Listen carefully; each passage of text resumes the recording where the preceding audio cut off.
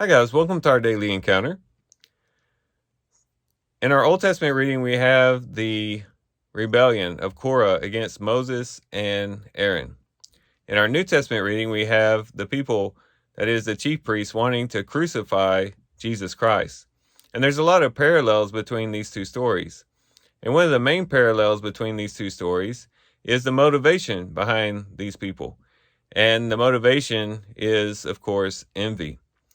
Korah was envious of Aaron and his being the high priest and also his sons. And he also was envious of Moses too, in the position that he held over the people. And as such, he rebelled against them.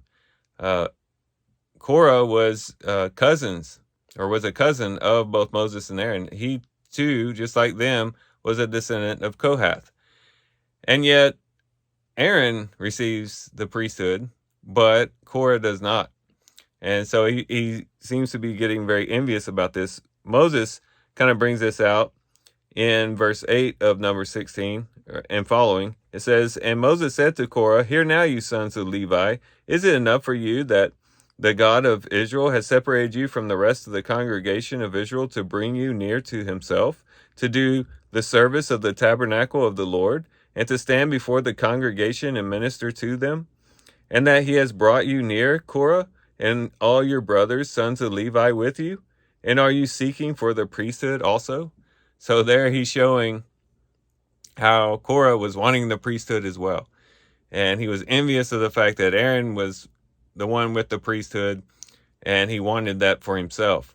And so envy seems to be motivating Korah in this particular situation. And we see the disastrous results that come because of that as we continue to read Numbers 16. In Mark chapter 15 and verse 10, it states very plainly that the chief priests were delivering Jesus up because of envy. Pilate recognizes this.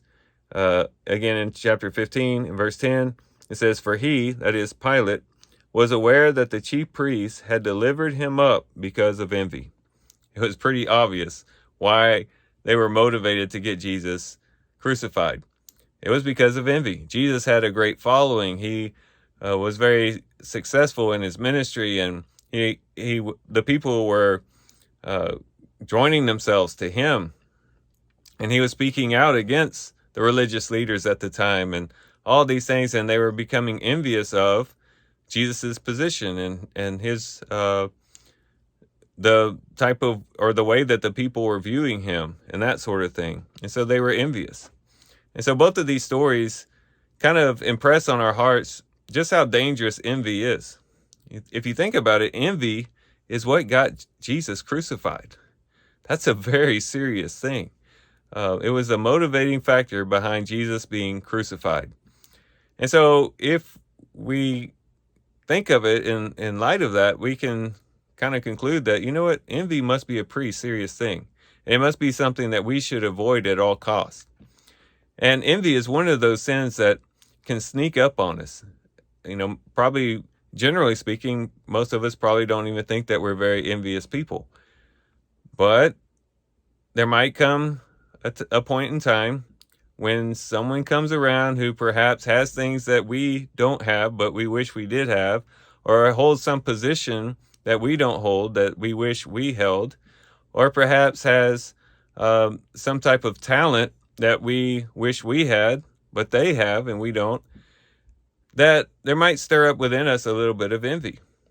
And usually envy doesn't just stop at envy. It's not like envy is happy just being envy and causing us to be envious. Envy typically leads us into other things. It can cause us to maybe speak out against that person, maybe speak behind their back, slander them a little bit, try to bring them down to our level. It could be small things, or it could be large things like we see in both of our readings today. But whatever it is, we have to know that envy can lead us to do things that we wouldn't normally do, and can cause us to do some things that we will regret in the long run. And so the best thing that we can do with envy is nip it in the bud. Just squash it as soon as it starts to arise in our hearts. And the way that we do that is just by having a grateful heart and being content with what God has given us. if we are content with the position that we hold, if we're content with the amount of money that we have, the amount of possessions that we have, if we're content with the talent God has gifted us with, there's no room for envy, because why would we want anything else? We're already content with what we have. And so contentment is really the cure for envy. And so if we ever find ourselves really struggling with being envious of what other people have, we need to work on really just being content. And the way that we can be content is just finding our satisfaction in the Lord. The more and more we're satisfied in Christ, the more and more He is our heart's desire, the more and more we can say with Asaph, there's nothing in heaven I desire above you, Lord. When we can get to the point to where we are content with Christ and content with only having Christ, if that ends up being the case, then envy has no oxygen. Envy has no room to breathe in our lives.